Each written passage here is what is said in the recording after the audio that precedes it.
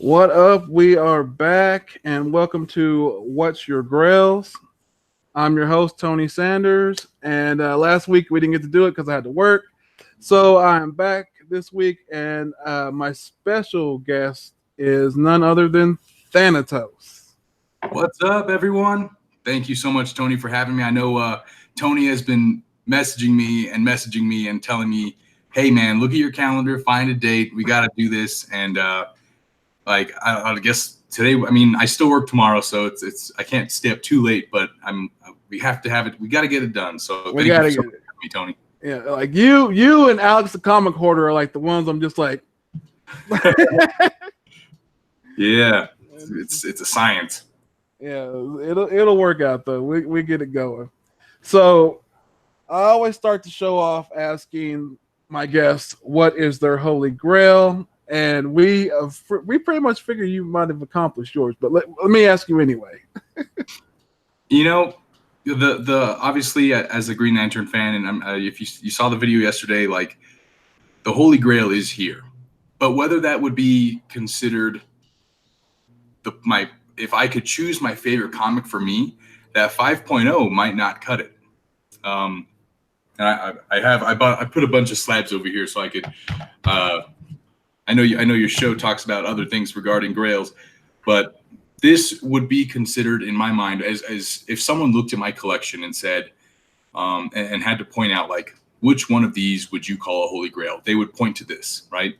Oh yeah, Showcase 22. It's iconic. The Green Lantern cover, the way it's perfect. And so I would call this a holy grail. And it is a holy grail that I think, that I'm very happy to own. But to me, I think as my favorite character in all of the comic book industry is Sinestro. This actually falls second to my Green Lantern number 7. Isn't that the highest graded one? That is, and I got so lucky with this book. So this is the first appearance of Sinestro, and I took it. I bought it as an 8.0.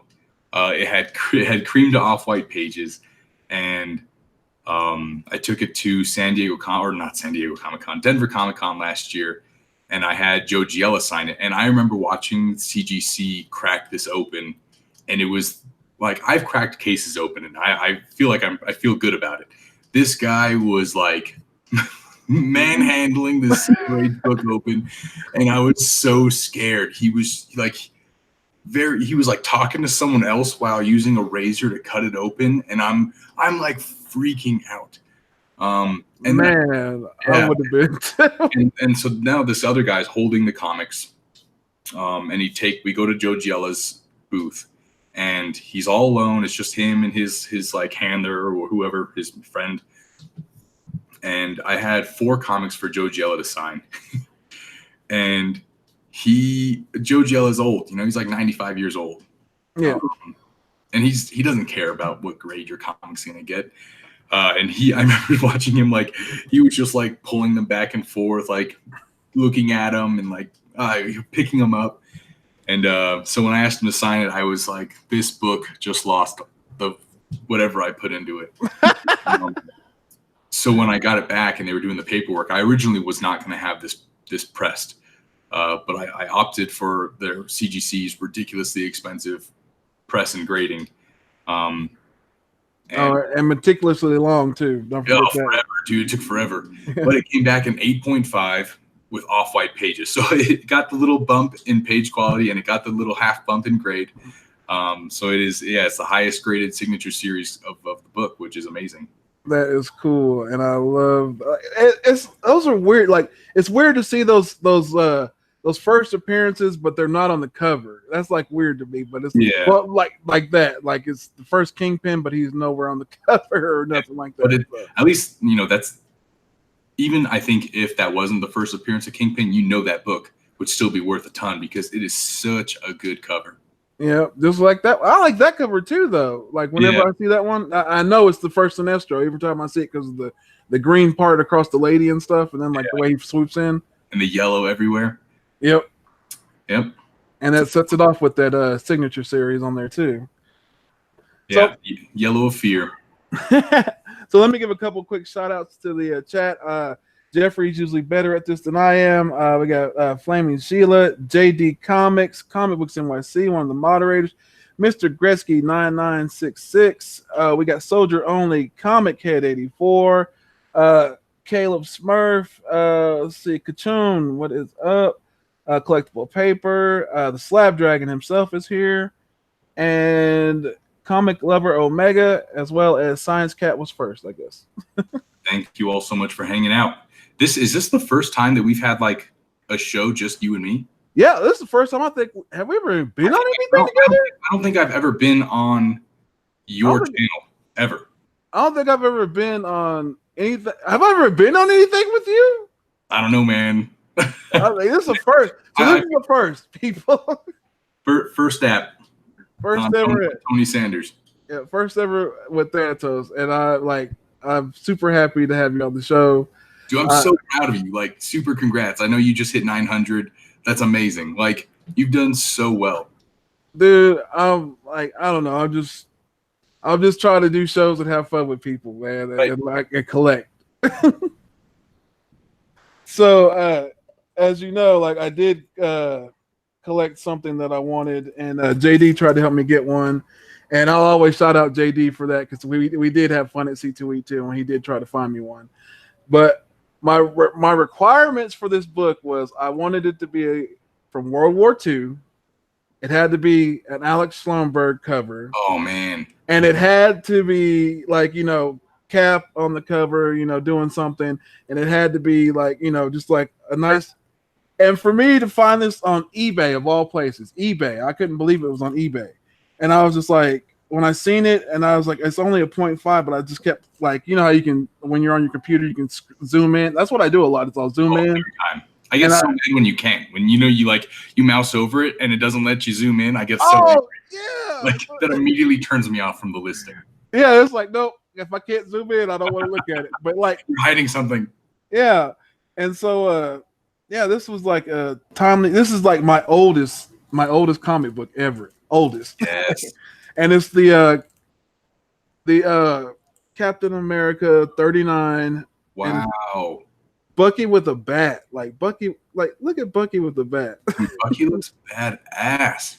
And it's like whenever I seen it and the price, I was just like I couldn't believe it. So man, I went and picked it up. I was like, dude, and then like you ever just buy stuff on eBay and you think you're not gonna get it? Yeah. And it's like the book I showed you before we started the show, my book for the hunt. It's a killer. Thanatos knows what it is. You done, son. That's good. You done. It's gonna be so. It is. It could be a Turok #1. You don't know. Yeah, it could be. I'll sell it. I'll sell it to her. But yeah, so like this like hit everything on the mark, man, and I couldn't believe it. And I mean, even the way like it's missing like right there, this part right here, it kind of sets it off though, because it's like I like it because it still gives it kind of like a little. It didn't cut off Captain, which is perfect. Yeah, exactly. I was like, as long as I can see Captain America, I was like, cool. Some treacherous vermin started eating your comic, and then Captain America was like, no. Nope, not happening. But yeah, that was like one of my so well for a 0.5.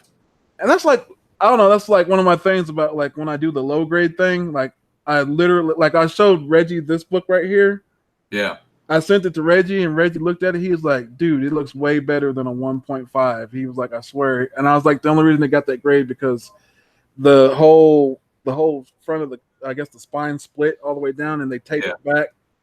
But like it just presents way. It only has like one like dog ear like on the like right here somewhere like it has a dog ear or something. I still tell Alex the comic order he has. I sold him my original 3.0 Showcase 22, and to this day I think it presents better than my 5.0 and the 4.0. So that's weird sometimes, isn't it? It's because like a spine split, you don't see that. It knocks the grade down a ton, but it's not a visible defect. Exactly. Yeah. So, I mean, some comics just present so well and have just jacked up spines. Exactly. Or if the back cover's missing a big chunk, like, nah, doesn't bother me. That is crazy. So yeah, man, like I love like, and I blame you. Like, all right, so my whole journey in this whole comic book community thing and this whole thing that we're doing now, how we're sitting here right now, actually, like I give Reggie credit for, like, you know, I was in his chat and, like, you know, he motivated me to do like my first videos and stuff. But if it was not for Thanatos, I would have never found Reggie, because I used to watch your channel all the time. I had nothing to do. I had no clue what I was doing, and I was just watching this guy that was just like in love with like Green Lantern. And I had a passion for Green Lantern back in the day, but it was just like when I was watching your videos and you were unboxing all these like slabs, which I was just like, what's a slab, you know? And then you were unboxing all this stuff and you were doing the CBCS then, and it was just like, oh, that's kind of cool, you know? And I was just like, you were the start, basically, of the of the that means so much. So, yeah. So Reggie gets credit, but if it wasn't for you, I would have never found Reggie. That's all it takes, man. So, we're all just a pebble in the pond. Exactly. It just like revolves around and comes to full. Now it's full circle, kind of. So I loved when Reggie's channel came out, and I remember he lost a ton of subscribers. Like when I first saw him, he probably had like 100, 150 to 200. Mm-hmm. But they were all fitness people. And then as he started making these comic videos, you saw his number plummet. And I think there had to be like 3 or 4 videos in a row where I was like, go check out this guy's channel, because his personality just comes straight through. And I you know, his numbers started going up, and then he got that, like, as soon as he got that twinkle in his eye, the drive. Yeah. That dude is an absolute grinder. So yeah. I don't blame you for admiring him and his channel. He's an amazing guy and a great YouTuber. Hey, you are no slouch yourself, bro. Don't lie to me. Those videos you probably watching, that was me in my old apartment when like I was using my crappy laptop. Dude, like, wait, no, what's that? Oh, what's the very first theme song you had, and it's Go to War. Yeah. I jam out to that every once in a while in my car. It's so good. It's such a good pump up, like pre-gym song. Yeah, and it's like I'll be going to work and I'll have that going, and like I'll be like, yep, because I heard it on your original videos and stuff. And I was like, man, but yeah, I used to watch you back in the day, and like I just like had it, like, you know, it was like when you moved, it was like I was just following you along, like, oh, okay, you know, he's blogging now. Let's go. Yeah. I think my channel is definitely kind of it's slowly evolving with my likes and dislikes, and how my life is changing. Obviously, comics are always going to be a big part of that, and that's never going to stop. But what I do think is just interesting about this whole YouTube thing is you kind of see these generations, right? Like for me, I was a big Alex the Comic Hoarder fan, the Doom, TiVo, the Great Legend, all these guys, and then it kind of has like the second generation. It felt like was like you, me, Reggie, Bueller, all these guys, and then there's like the youngins who have all caught up. These yeah, Discovery Bay, White Whale, Discovery Bay, Comic Spectre, all these amazing YouTubers that are just like they just popped out of nowhere, and it's been so wonderful to see. So it's definitely awesome for you to tell me that in some way, I influenced you through Reggie. So. Oh yeah, you did, man.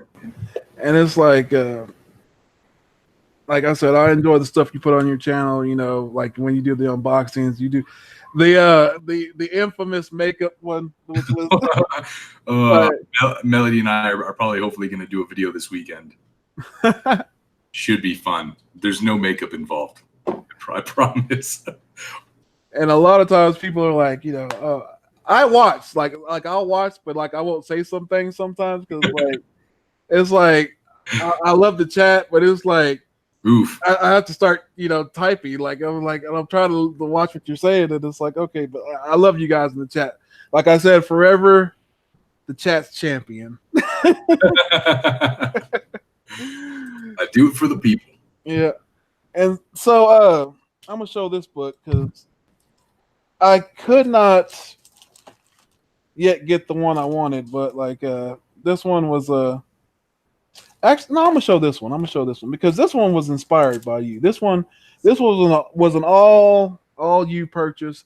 This one was like when I went to C2E2, I had the Golden Age Cap plan. Yeah. And then and this goes back to John's Comics with Kids, TJ, what we're planning with the list, because you can't go on a hunt without a list. Otherwise, that's a dangerous move. Yeah, especially going to a convention. You're just like you could blow your whole load on the first book and be like, oh man, I could have got this, or you know. I always try to wait until that third day. And so like this book right here was like the last minute, 2 hours before C2E2 closed. I couldn't find JD because I was going to throw it across JD, be like, hey, should I just get this? And because I was going to actually do I was going to buy a X-Men 101 and have Chris Claremont sign it and did on-site grading that day right away. Like whatever I could have done. And then I passed up on that because I was like, in the long run, to me, that book doesn't hold up to this book. Like I'm just saying that to me, that book will not hold up to a Green Lantern 1. This is more of the Green Lantern 1 for me is going to hold up longer than a 101 X-Men. I'm sorry. You were not wrong. And I actually have mine. Oh, I don't know if I've ever told you about this one. No, let's hear about this. This is the first comic I ever had slabbed. This is actually the first Grail I ever bought. I honestly, when I was still like young or not young, I was already collecting. I was already reading Green Lantern, but I hadn't really explored Silver Age Green Lantern, and I didn't quite understand the difference at the time between a first appearance and a first issue. Like that's how naive I was in comic collecting. And I remember seeing, I kept seeing these on eBay, and they kept selling for like $750 to $1,000 in like decent condition. And this one was raw, and it has like a little coffee, like a cup stain right here. Yeah. But other than that, it wasn't too bad. And the guy actually said, on the listing, it said VG 4.0. And so I'm kind of like, okay, that's a good grade for that. And, but I didn't think I was going to win it. I think I put a bid in for like $550 out. And I really just wanted to like participate, like I want a participation trophy. And I woke up the next morning and it said like, I had the eBay pay now. And at this time I probably had like 5 eBay feedback. I didn't use eBay for anything. I freaked out. If you actually go on Reddit, I made a post. It said Green Lantern 1 buyer's remorse. I was terrified. I was like, I can't believe I just spent $500 on a comic. My wife at the time is going to kill me. Oh, I've been there. Yes. Oh my God. And I went ahead, and then that's kind of when I was on the CBCS forum, and that's when I learned that's why my first ever slab is a CBCS one, because I didn't want to pay for a membership for CGC because I didn't know that eventually that would be like where I was going to go with comic collecting, where I would need something like that. And I've decided to keep it in this terrible CBCS. It still has like the rivets. The rivets. That's right. But yeah, so this was like the first Grail I ever had. And then when I found out later that it wasn't his first appearance, I was like, oh, crap. Well, it is the Guardians' first appearance. It is definitely the first appearance of the Guardians of the Universe. So that is pretty cool. So that's kind of cool. Like me and you are now Grail bros because we have and it's such a good cover for a first issue. Like this giant cloud. It's so terrifying. Yeah, with the ray gun. I'm like, okay. And that's just like, I don't know. And then like for me, what was fun was like I flew from Chicago all the way home with this in my backpack, and I'm just like sitting there like please nobody, set something on it or crack the case or and it's just weird because I've never traveled with a slab before. Yeah, it's scary. So it was a new experience on that whole thing. Yeah, dude. Congrats on that. That's amazing. Oh, but the book that shall not be named for the hunt coming up. So, all right, we're gonna go back. This is we're gonna talk a little bit about when you buy something on eBay and you don't think you're gonna get it. Well, that book that I bought, Thanatos, like the dude was like, "Oh, I'm out on town on business. I'll send it to you Monday." And I bought this Thursday, and I was like, so I'm like, okay, so I'm just like Friday, Saturday, like and I give the guy credit because like he would message me back whenever I would message him. So I'm sitting there thinking like and then like this is at the time where like they were talking about like scammers on on eBay right now because they have like those scams going on right now. Yeah. And so I'm sitting there thinking like, did I just get scammed? And I was like, man, do I need to call PayPal? And so Monday rolls around and I hit the guy up at like 7:50 in the morning. I don't even know why. I didn't know what time where he was at. I don't care. I was like, are you sending my stuff off? My book off today? And he was like, no response at first. So I go to work or whatever. And then like the next thing I know, he responds back and he's like, oh, I'm doing business. We'll send it off tomorrow. Oh no! And I'm like, oh man, I'm like, this is bad. I'm like, answer. I am doing the business like a human being. Yeah, business. And so I'm sweating by now. I'm sweating like, oh man, this is not gonna happen to me. And so, and like I had this same kind of experience with the Amazing Spider-Man 33, but this was funnier because it was like I was talking to the guy the whole time, and he's just like, I'm sending it. I'm gonna send it. I'm gonna send it. So finally Tuesday comes. I message the guy one more time. I'm like, so are you sending it off today? And he was like, I'm doing it now. And so like, how you usually get the tracking number and all that stuff or whatever. So the only thing that happens is like it's marked on eBay that it's shipped. The label is created. Yeah, like that. Dude, that's the worst, especially when it sits a label is created for like 3 days. Yeah, you're like, it's created. Did it ship? Do I get a shipping? And he had told me he was going to give me the tracking number, but he never did. Right. So I'm just like, man. And so I finally like I hit him up today, and I was like, dude, like this morning I hit him up. I was like, dude, did you do what you said you're going to do? And he was like, yeah, I did it that day that we had talked. It should be there, either today or tomorrow. But it did come today. Thank goodness. The guy didn't scam me. He was legit. I'm gonna give him 4 or 5 whatever stars he needs or whatever, but he was on point. But Thanatos, was it worth it in your opinion? Absolutely. You I don't know what you paid for that, but whatever you made out like a man. I'm sure I'll find out. That's an amazing book. So it's actually kind of funny. I was talking to. Have you had Whoopty Bird in any of your chats? No, I have not. So he's actually a guy that I met recently in Colorado Springs. Collected sports cards, went to the same LCS. Big Colts fan, so we hit it off really well. And now he's like really into Deadpool and into comic books. And we were playing an online video game, and I was waiting for my 5.0 to show up yesterday. As soon as it said like out for delivery, I'm like, holy crap, that was unexpected.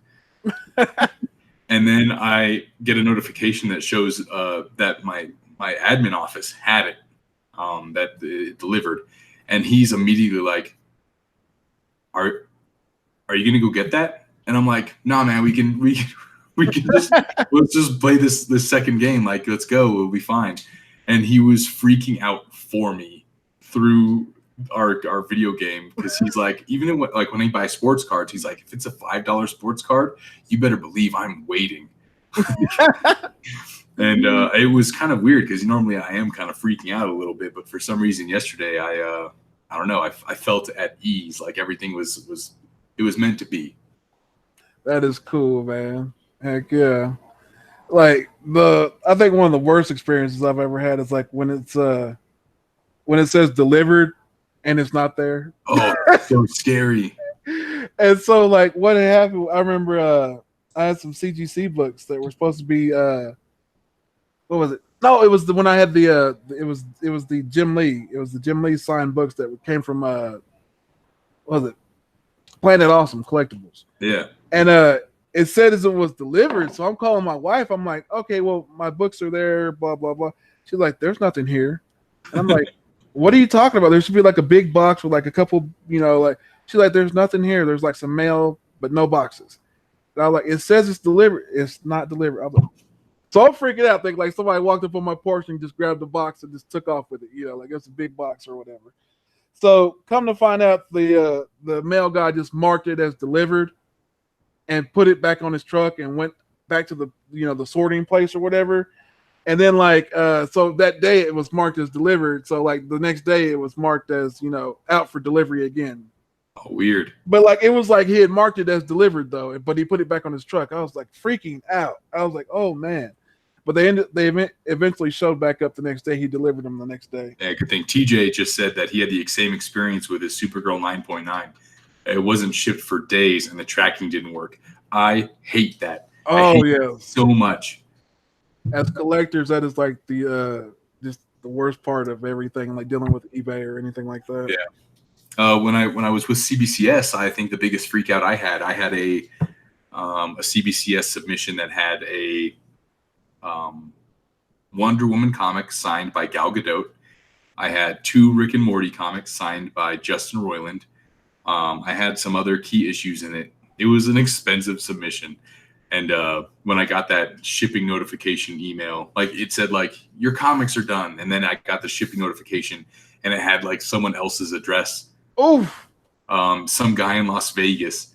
And I immediately freaked out. But then I realized it's a Friday night and CBCS doesn't work on weekends. So I had to wait all the way till Monday to call them. And it took me like 2 weeks for me to get this package. It was terrible, but yeah. Oh man, I would have been sick. Fear we all have in shipping and delivery. It's so scary. Yeah. I don't know, man. It's just like, it just freaks you out sometimes. Yeah. Sorry to hear Bonafide Comics. He says he had a submission today that was supposed to be delivered, but it didn't come.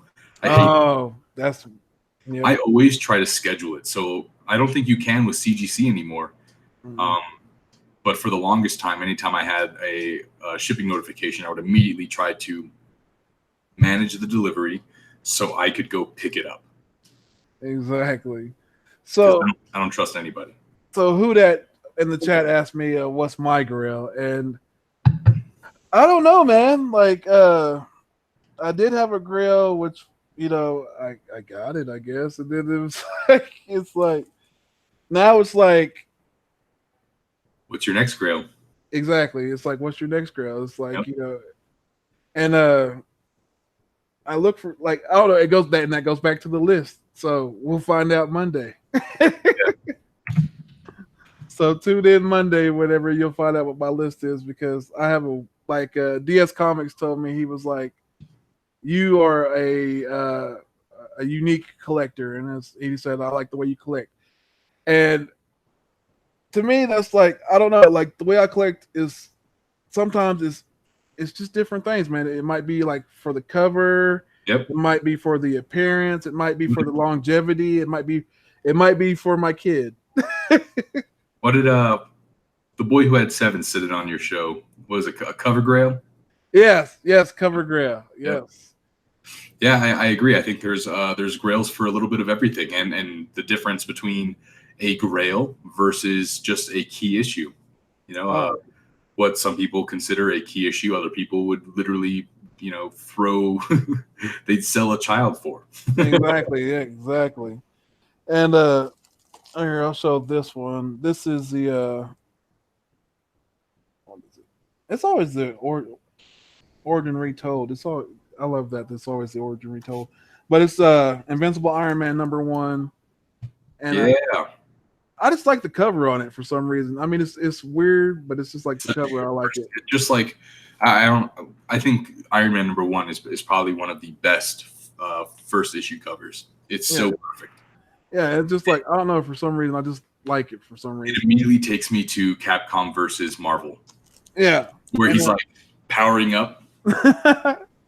And this one, like, I don't know, this one was a deal where it was like I was gonna buy I just wanted the book actually, because like I I can't be like who that and bust out, you know. And I still don't know if you didn't see how that Hunt episode ended. That was a swerve. If you're not a wrestling fan, that was a swerve because for a Golden Age cap and JD's book, which was a Bernie Wrights Inside book, and for the first appearance of Iron Man to lose to a guy with no book. It was epic. I was like, yeah, I enjoy stuff like that because that's what you guys wanted. I give the chat what they want. All you need. So what was your original what you would consider a holy grail? Well, right now I'm saying my original holy grail. Right now, what I'm on the hunt for is, and I'm always looking for, is X-Men 1. X-Men 1. Yeah, always looking for that. My giant size is at CGC getting the Chris Claremont done up, and so that spot will just be empty for a long time until it comes back. The Iron Lion had 2 of them come in this huge collection they had, and one graded a 5.0 and one graded a 3.0. And I was so tempted to ask them, like, hey, you know, like selling a 3.0 might take a little bit, or even like it's a much more expensive book. So I was going to ask them if I could offer my giant size X-Men and my Hulk 181, which would it would be like same value wise. Yeah. But then I talked myself out of it because I think there's so much room to grow for both of those books. X-Men 1 still has plenty of room to grow too, but yeah, I think for my generation that GSX 1 just it hits the spot so hard. It's gone crazy. Have you I was on yeah. Because I'm talking to whenever Big E's Comics was on the show, he was telling me about it, and he said he's seen a ratty janky copy for like $300 or $400, and I was like, really? And recently I've been on there and I looked, and there was like just like totally just like the top part was like just like mangled up and stuff, but like the book was there, but like the top part was just like all gone, the cover. Yeah. And they wanted like, I think it was like $450, $500 almost. Like, and it's getting crazy. Yeah, I didn't really notice it was jumping until Alec, who has the exact same grade GSX1 as I do, he messaged me and he was like, have you seen it? And I bought mine like 6 months ago, maybe not even that long.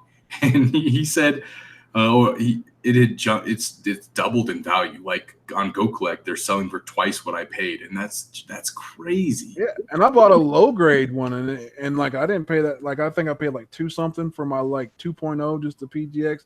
Then I just had it read whatever it's gonna do, re-signed and reissued out. So hopefully it comes back higher grade. Hopefully, yeah. But TJ, like the GSX just jumped a grand in a 9.6. Must be nice, TJ.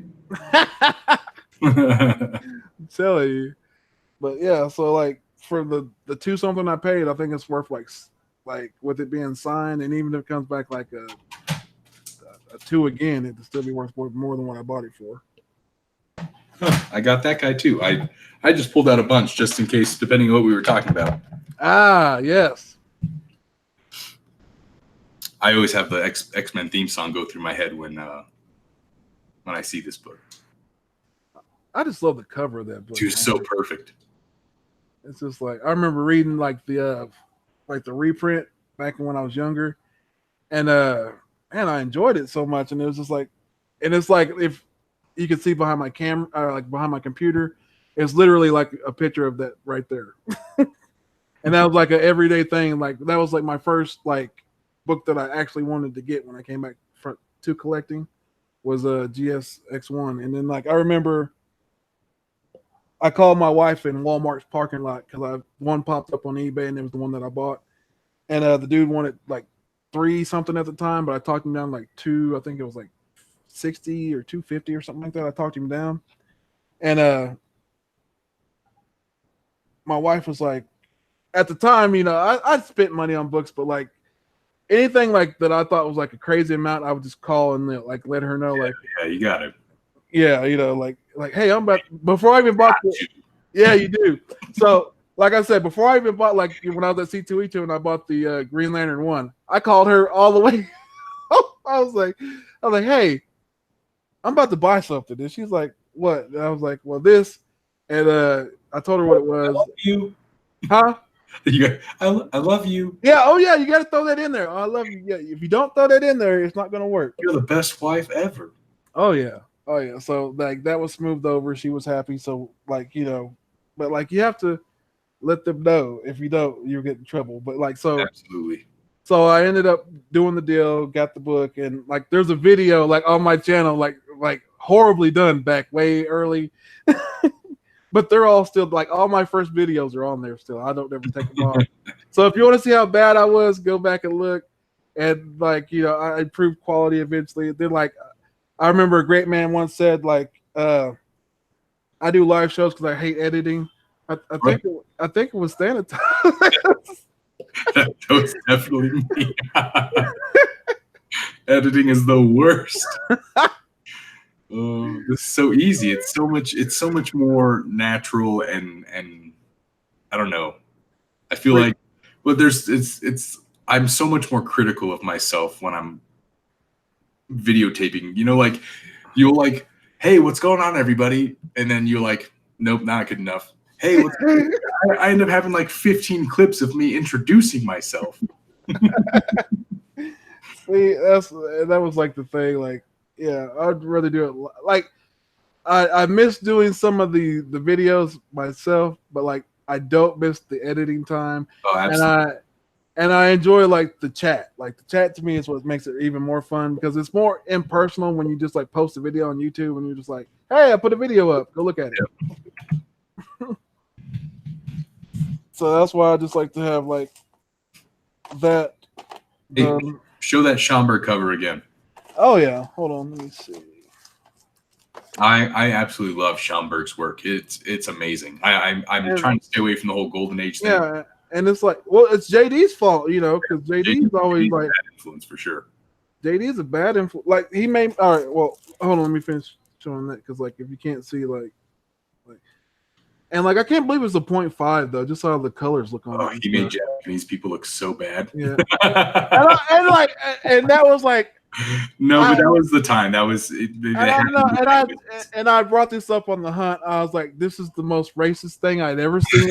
And I was like, "Winter Soldier just swinging away," and it's like, I don't know, man. It's like, I don't know, but it just. Dude, it's so perfect. It doesn't even matter. America. Yeah, it just says everything.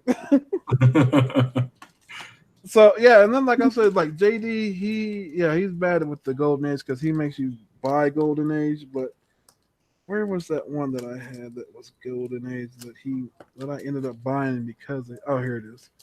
Yeah, and I don't care. I like this character though, but The Shadow. This is from 1947. Nice. This is my second oldest book, and this is Prime KO. And if you've ever seen the cheesy Alec Baldwin Shadow movie, I suggest go watch it because I don't know, some people don't like it. I just love it every time I watch it, and it just holds up for me. I guess I don't know until they make a remake.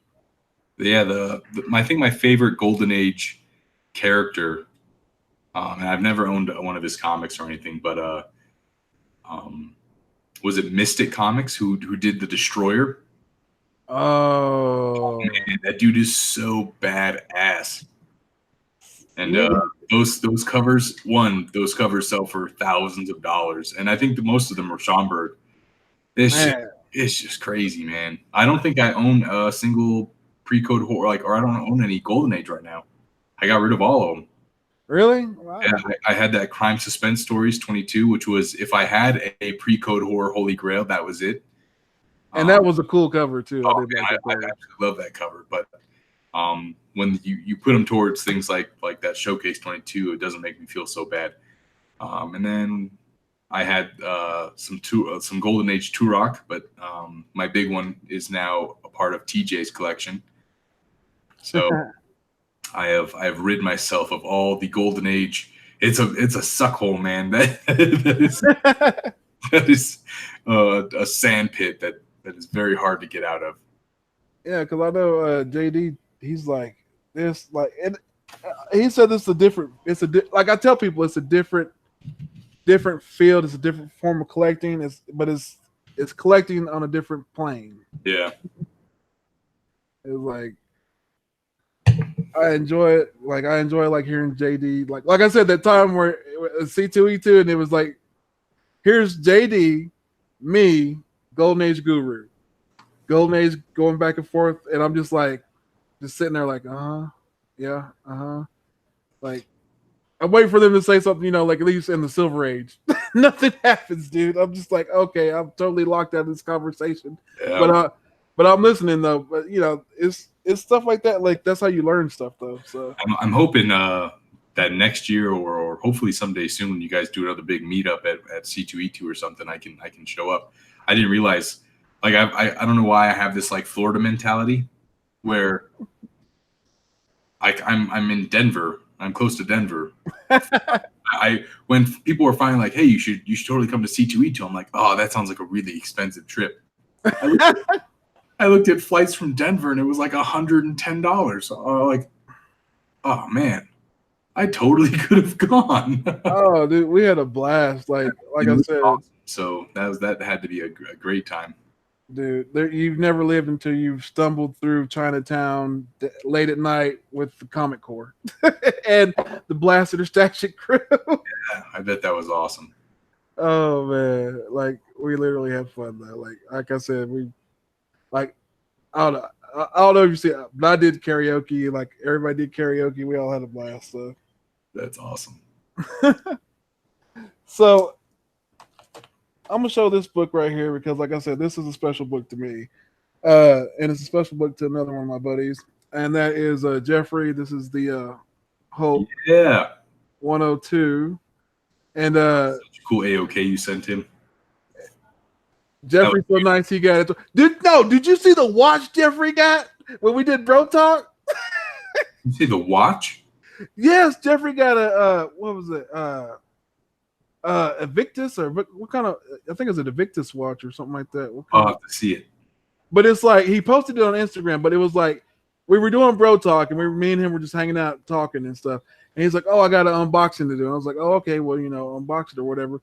So well then just unbox it. Yeah. So he's like unboxing this thing, and he's like, "Oh," he's like, "I think it's and he pulls out this black box, and I'm like, I know the name brand, but I read it. I was like, and I think it's Invictus or what? And so, are you seeing it? Yeah, that is crazy cool. What the heck? That is such a cool watch. That's an A-OK. I told Jeffrey, I was like, that dude is blessed. I told him, I was like, Jeffrey, I was like, you're the fan favorite. I was like, you're the showstopper. And he was like, he started laughing. I was like, no, dude, for real. Like, because like for you to get all these cool things, like that's good karma for you because you deserve it, dude. Heck yeah. Yeah, I'm really happy for that guy. He's my little bro, man. Like, I don't have one, but that would be one close enough to it. So this was the only book that I had ever bought that was like some people consider a grail, but I had buyer's remorse, as you say, buyer's remorse. Yeah. Which was this. I had buyer's remorse when I bought this. Why? But I don't know, man. I just like when I bought it, I hit up Hulk Nuts and I hit up I Got Issues and somebody else, and I was just like Jeffrey. I hit up Jeffrey, and I was like, I have buyer's remorse. Straight up. And they were like, this. Huh? And they were like, well, Hulk Nuts was like, oh, well, I'll take it off your hands. Hulk Nuts wanted to buy it. I was like, well, no, I don't want to sell it. He's like, well, you have remorse, I'll buy it. I was like, no. And so then like Jeffrey was like, no, it's it's a cool buy. It's not that bad a deal. And Hulk Nuts was too. And I Got Issues was like, yeah, it's a good buy. But I don't know. It was like one of those deals where it was just like I bought it, and then like I felt like I should have bought something else. Yeah, I know what you mean. But on the bright side, I mean, it's not like that book's going anywhere but up.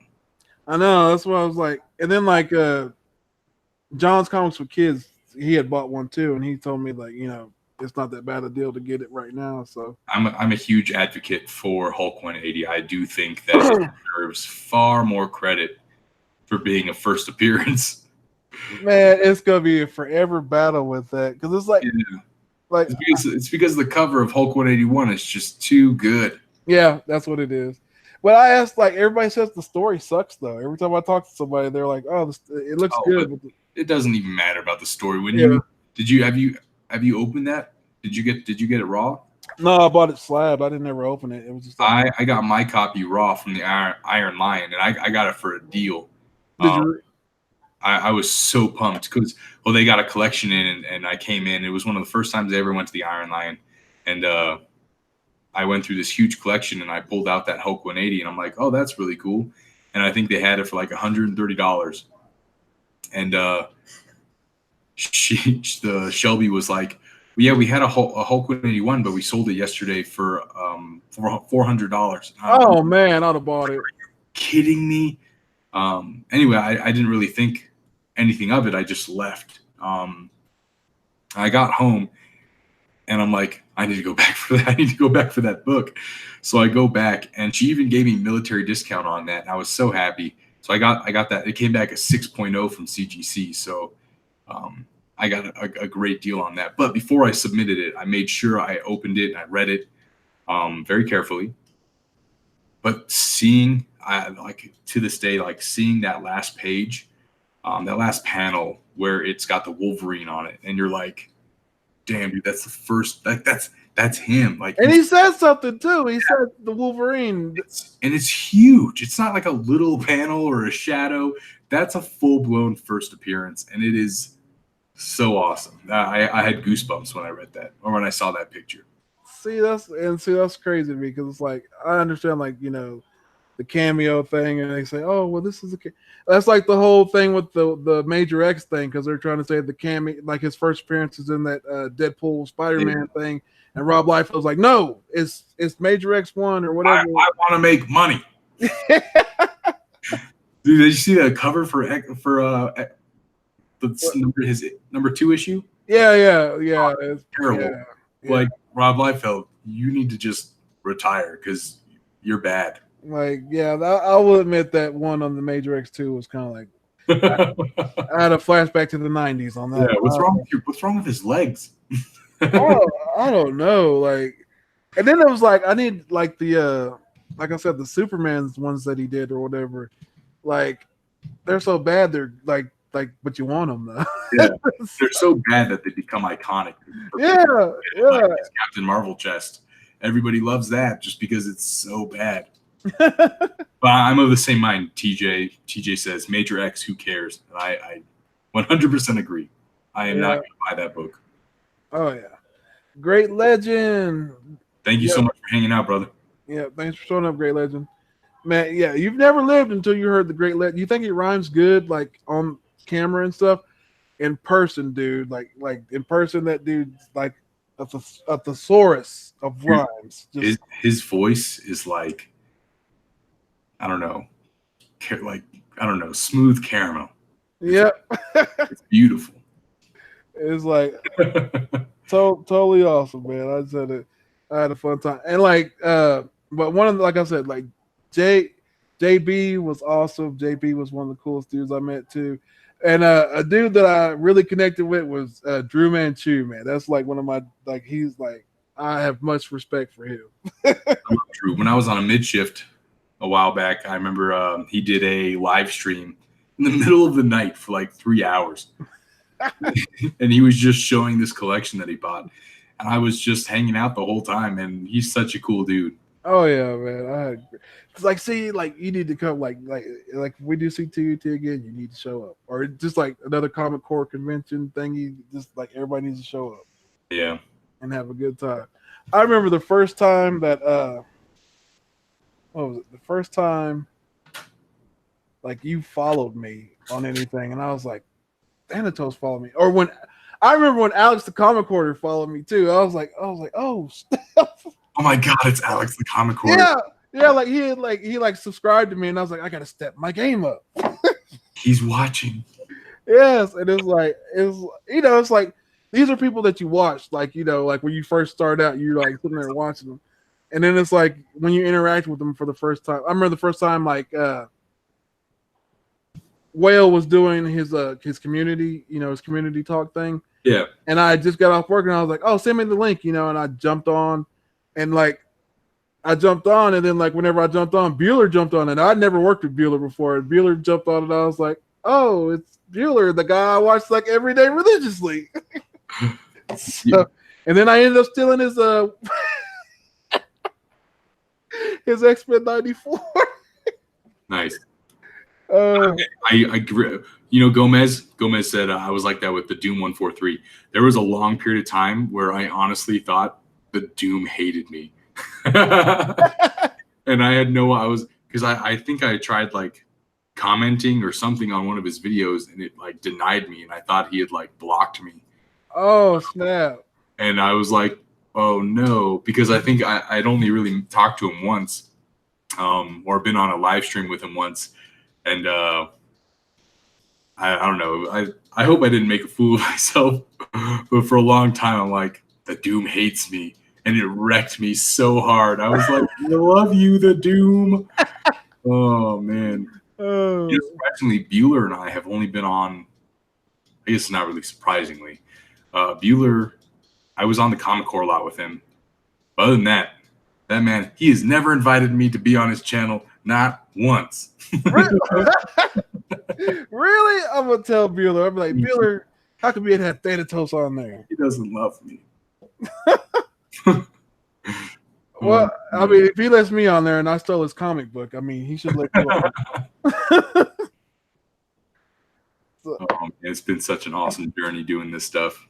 I know, man. It's like, and if you'd have told me, like, when I first started watching your videos that I'd be doing a video with you, I'd been like, no way. Like, that dude's like, he's got cool books that I would never even be able to get. And it's like, at the end of the day, like, like people say, like that goes back to like Who Dat when he says stay focused. And it's like we always say collect how you want to collect, and nobody can tell you how to collect. Do it your way that you want to do it. And like that's like, to me, it's like, it just changed my whole perspective on collecting. It's like, there's not a book out there that I can't really say that I can't get, because there's always a way to do it. Yeah. I think it's fun seeing people. I mean, like, I've met people through YouTube, and they'll be like, man, you have such a huge, amazing collection. And I'll be like, I have like 7 short boxes. And they'll what? Like, how's that even possible? Like, you collect what you love. Like, I'm not gonna buy stuff that I don't want in my collection.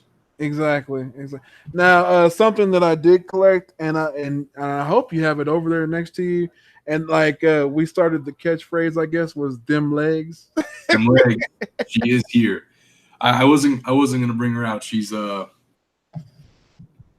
know if you can see her right there. Oh yeah. But because I show that comic a lot, and I think that goes with like there's different levels of grails, right? So like this would be considered a grail book for sure, regardless, I think, of whether you're an X-Men fan or not. Like, you see this book, it's a grail. Some people would probably call a GSX1 their holy grail. I think that some of these modern variant grails, like for me, Dem Legs for sure is not even on people's radars. No one sees that cover and they're like, that's a grail. But for me, that is a personal grail. Adam Hughes wise, though, the Supergirl and the Legion of Superheroes 23 is his cover grail, I suppose. But I did bring Zatanna's first appearance for the purpose of showing another personal grail for me. And I'm interested to see because TJ, if you remember the first Slab Dragon AOK, TJ sent me a copy of this, and it's a Slab Dragon pedigree. Yeah. But this was my first. This is another example of a grail that would be worth so much more if it had the character on the cover. Yeah, that is crazy to me too. It's just like Hawkman falling down, but it's like, yeah, but like nobody gives a crap about Hawkman. Yeah, it's like Zatanna's in that. Like we want the Zatanna book. Yeah. And that's what's sad is like when I see that cover, because of you, like when I see that cover, I automatically know that's Zatanna's first appearance. And I don't even think about Hawkman, even though it says Hawkman. I'm just like Zatanna. Yep. I don't even know when Hawkman's first appearance is. I'm pretty sure it's in like a showcase. Maybe, I don't know. Does anyone care? A lot of them are in showcase. That's what's crazy. Yeah. There's probably that one Hawkman fan out there. Who knows? I don't know. He's like, Hawkman is a legend. So yeah. So like, I bought that. I actually ended up buying them legs because of you. I saw that. Send me that on Instagram. Yeah. I posted it on Instagram. I was like, I had to get them legs. Still need to get it slabbed. I want to get it signed by Adam Hughes, but like we'll see where that goes. But I have a copy in my long boxes, and Zatanna is like the legs. Them legs, you gotta have. I don't even want to tell you how. I think I bought like 6 or 7 copies of that book before I finally got a 9.8 in it. See, that's crazy. Like, some books are weird like that. It's that red, man. That red is so hard. It as soon as there's a color breaking spine tick, like it shows. And then on the back, it's kind of cool. I like that the back has Ryan Reynolds' Green Lantern on it. I thought that was kind of fun. Man, and the back is all black. All right, now Thanatos, I'm gonna tell you what happened. Like, all right, have you seen Green Lantern First Flight, the cartoon, the animated DC movie? You seen it? Yes. Okay, that is what Ryan Reynolds' movie should have been. Right? It could have been. It should have been a space cop buddy. Like that's all they had to do. It was like turning on the Green Lantern Corps towards the end. Exactly. Like when I watched that First Flight cartoon, and I was like, they had the blueprint right here. Why didn't they just use this whole story? But yeah, it should have been like that. And so like that would have been like, we would have had like Ryan Reynolds play, Hal Jordan again. I would love to see him play Hal Jordan again, actually. But if they would have just done that, it would have been like a great movie. And he could have played, he could play Deadpool and Hal Jordan, just like old boy plays Cable and Thanos. Yep. Yeah, I feel like that a lot with a lot of DC animated movies. Like, what was Reign of Superman? Oh yeah, I've watched that. Superman could have been an amazing Justice League. Or not Reign of Superman, Death of Superman. Sorry. Yeah. Or even what was the other Justice League movie before Death? Anyway. They had a War, Flashpoint. Oh man, so good. Their animated movies are so good, and you're just like, couldn't you translate that story into a live action and just been like, we got it? Yeah, that's all they had to do. It's but they try all this crazy stuff, and they're trying to it's too much of them trying to outdo Marvel, and it's just making them look bad. Yeah. But however, Shazam was amazing, so I'm hoping that they're getting their act together.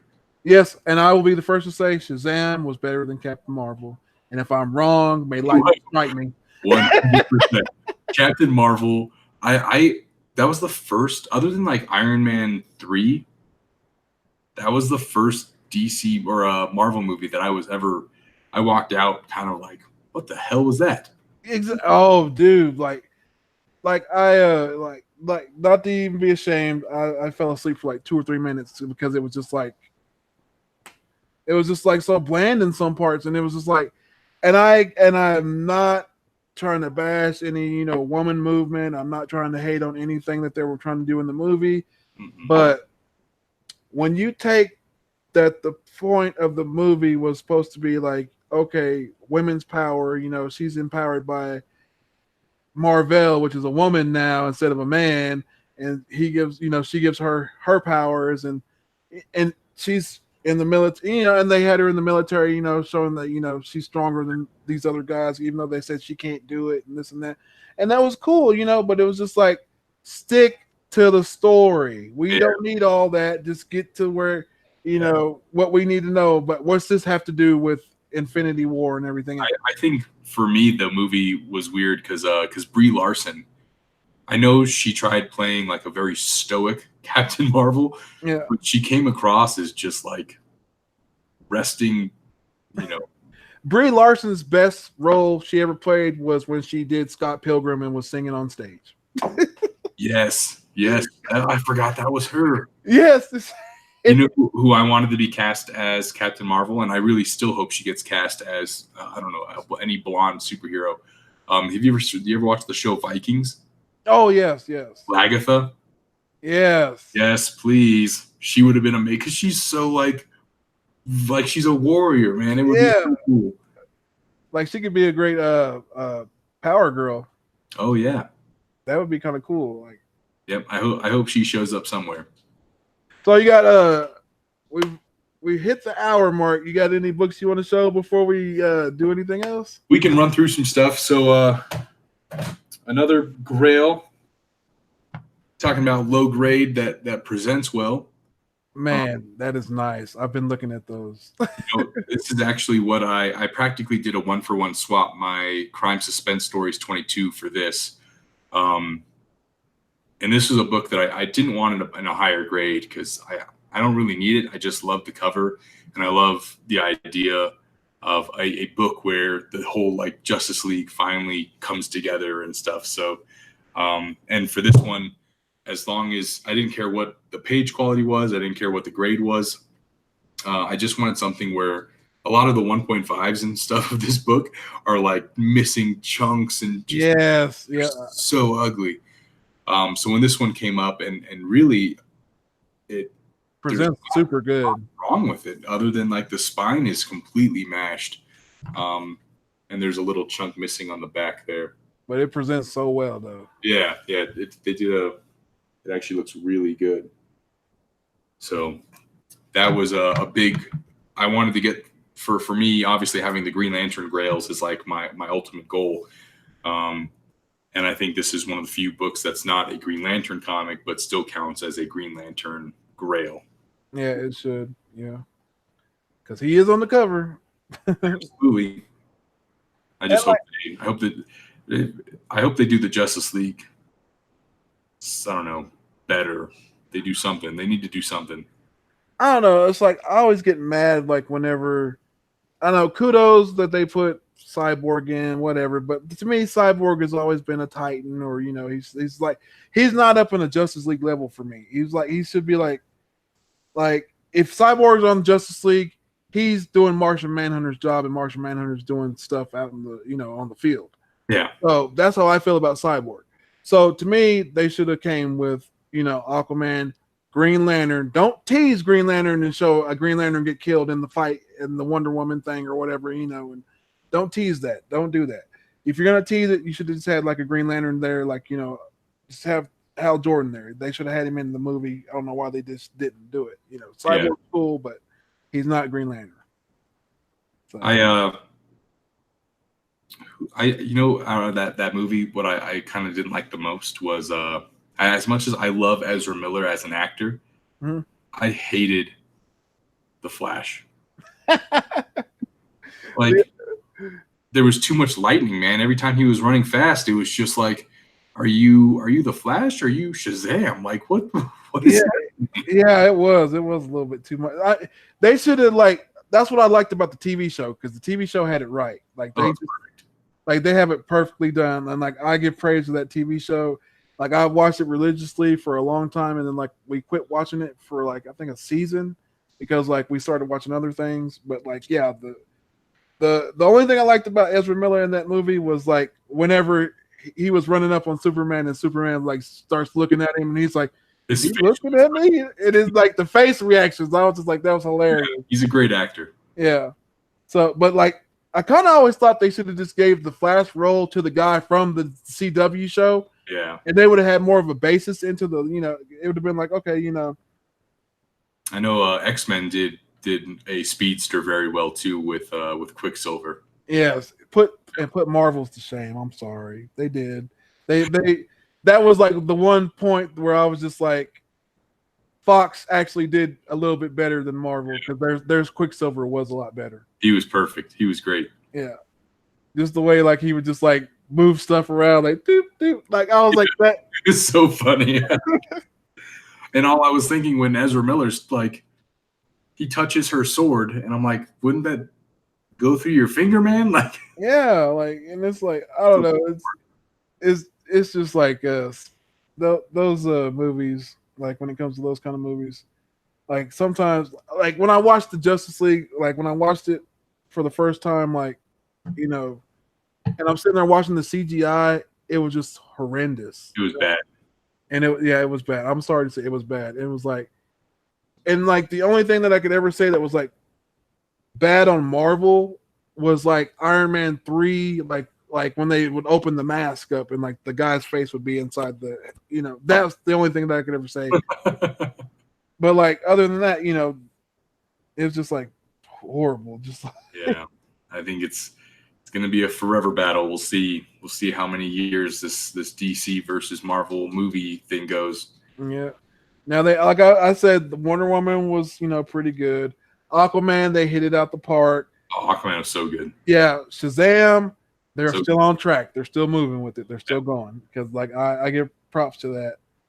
And, like I enjoyed it, and like it actually caused a fight with me and my kids because I kept messing with because I like how you mess with your kids. Yeah, like my kids think they know it all. They were like, "Oh, Shazam's the best DC movie."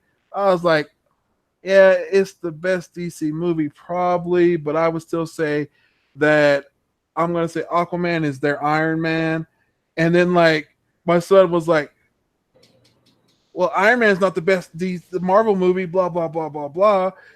Thor Ragnarok is," and I'm like, "We're talking about Shazam and, and Aquaman, and Aquaman is like the Iron Man." And I kept arguing with them. You just mess with your kids until they just get mad, and they just quit talking to you for the day, so then you can go relax and look at comic books. Yeah.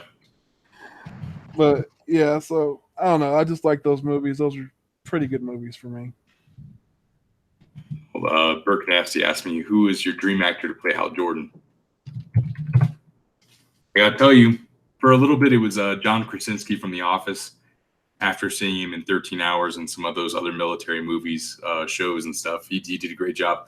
But when someone posted a picture of like a fan picture of Zac Efron as Hal Jordan, I'm on board 100%. He could probably pull it off too. Because I mean, I don't know if you saw the Baywatch movie. Yeah. Just imagine him in that character, but instead of a really crappy swimmer, he's a fighter pilot. Like this is the same mentality, Yeah. Olympic athlete, fighter pilot, same charisma, same confidence, and then he's got like he's super chiseled and ripped up. He's got perfect hair. He would. I think he'd do a great job playing a fighter pilot. Now, see, like my choice for Jon Stewart was always Idris Elba. Oh, he would be so great as like an old grizzled Jon Stewart would be so great. I really think that was that Sterling Brown from This Is Us. Oh yeah. Oh man, he would also, and he was in Black Panther as the uncle. Yeah. He would do a great job as Jon Stewart as well. But I honestly, whoever plays either of these characters, if they make a Hal Jordan, Jon Stewart, like Lethal Weapon, space cop movie, like they need to. That's what's gonna work. It would be so great. Just thinking about it makes me so happy, man.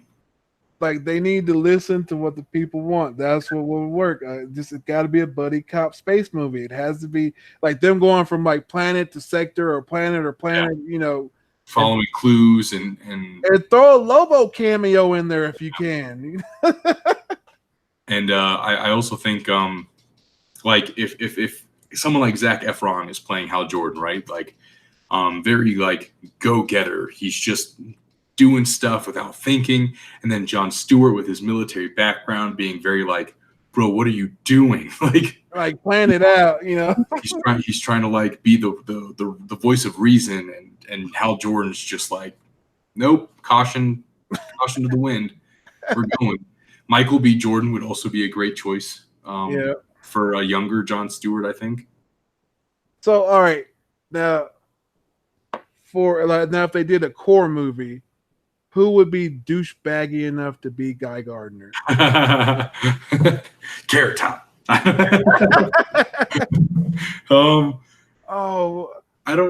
know.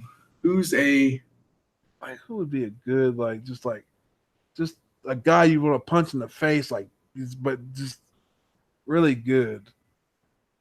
You know, honestly, I almost feel like this is this is one of those things where Warner Brothers and DC would try to, instead of doing Jessica Cruz, they would try to turn Guy Gardner into a female. You know, like a redheaded female Green Lantern. Like I would not be mad about that, but I got it. I got the perfect guy. We always want to punch him in the face. Topher Grace. Topher Grace as Guy Gardner.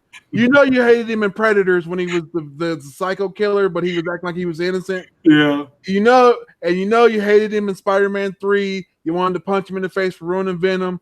So why not get him to be the douchebag Guy Gardner? Jimmy Carrey is Guy Gardner. Oh man. We need a super hot, super athletic, super badass Jessica Cruz. Go watch what's that show that just it's on Netflix, Altered Carbon. I don't know if you saw that, but there's a Hispanic woman who plays the lieutenant, and she is ridiculously good looking, and she's a super badass. She would be perfect. But there's a lot of amazing people that could play Jessica Cruz. I really liked Mark Strong for Sinestro. Oh yeah, he was good. He was good. Yeah, I like TJ's pick for Guy Gardner, Woody Harrelson. If they put like a little wig on him, like Woody Harrelson. It would pass. It would pass. I'm telling you, it'd be great. Oh man. Yeah. That's the worst part about it. Comic Books NYC, when you fan cast, you get these amazing pictures in your head, and then you get so disappointed when they pick someone. Oh yeah. Like I was upset whenever they said that Chris Evans was going to be Captain America. I was like, the Human Torch. No. And he ended up being Captain America. Yeah, and he ended up being one of the best. Like, dude. But all I have to say is, if they do what they're talking about and like they do away with Cap or whatever happens to Captain America, give the shield to Bucky. Don't give it to Falcon. Give the shield to Bucky and let him run with it. Because he would make a better Captain America than Sam Wilson. Sorry.